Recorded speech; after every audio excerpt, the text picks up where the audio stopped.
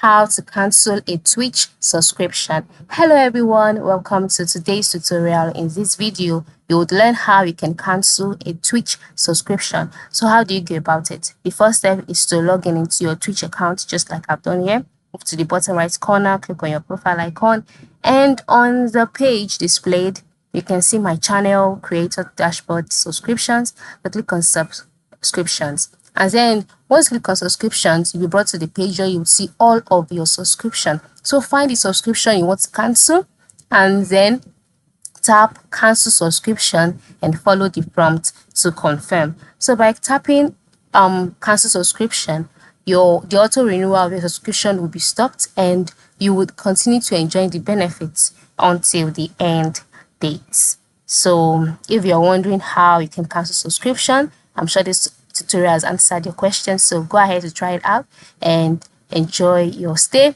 on this Twitch app. Thank you, and ensure you subscribe and recommend this video to your friends and family. Have a good day.